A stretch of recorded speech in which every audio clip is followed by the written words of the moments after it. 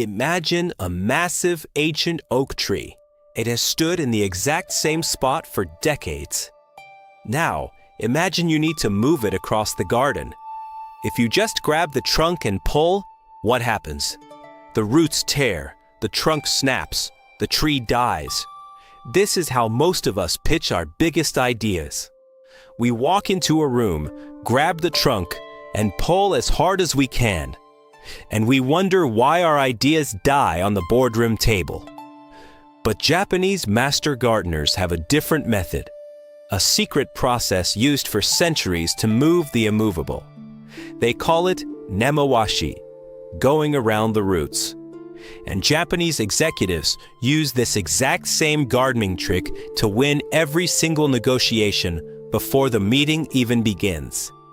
We are obsessed with the Hollywood pitch, the dramatic slide deck, the charismatic leader walking on stage in a black turtleneck. We think if our idea is just brilliant enough, people will instantly agree.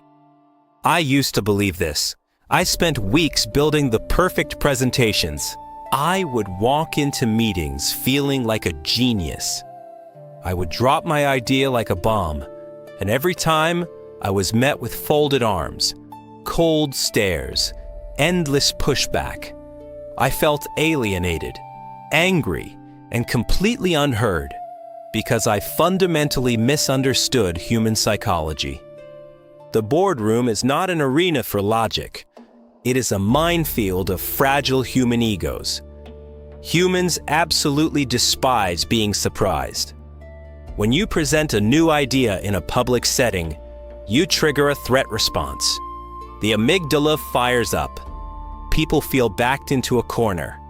If they agree too quickly, they look weak. If they ask questions, they risk looking stupid. So they default to the safest possible reaction: resistance. Nemawashi bypasses this entire biological defense system. It is the psychological equivalent of disarming a bomb in the dark. You do not wait for the meeting to pitch the idea.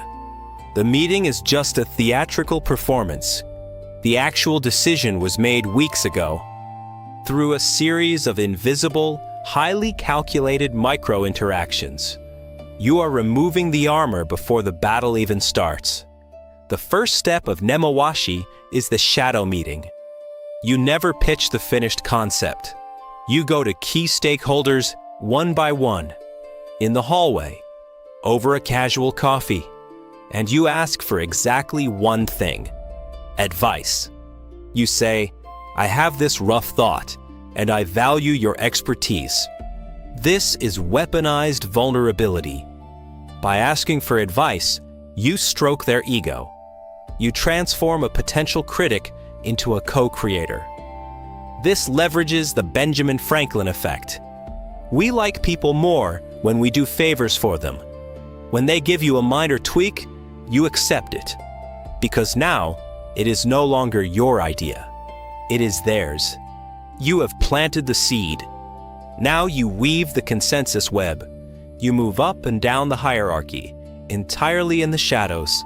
You casually mention to the CFO that the marketing director liked the concept. Social proof is a powerful drug. Nobody wants to be the isolated voice of dissent. By the time the formal meeting is scheduled, every person in the room has been consulted. Every ego has been massaged. Every objection has been quietly resolved behind closed doors. When you finally project your slide deck, there is zero tension. People are just nodding. They are seeing their own fingerprints on your project. You look like a master negotiator. But you didn't negotiate at all. You just did the quiet work in the dirt. But this dark art has a shadow side. I learned this the hard way. Once you master silent influence, it is incredibly easy to cross the line into pure manipulation. You start treating your colleagues like chess pieces. You lose the authentic connection because everything is a calculated move. Japanese corporate culture struggles with this constantly. Nemawashi can breed catastrophic groupthink. Innovation slows to an agonizing crawl because you need 100 quiet nods to change the color of a stapler. The obsessive need to avoid public conflict turns into a suffocating blanket. I found myself exhausted, constantly managing the emotional fragility of other adults. I had won the meetings, but I had lost my own peace of mind.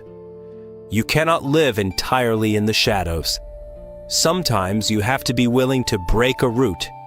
True mastery is knowing when to dig and when to pull. We can learn from the Japanese master gardener. We can stop shocking the system. We can honor the invisible emotional roots that tie people to their beliefs.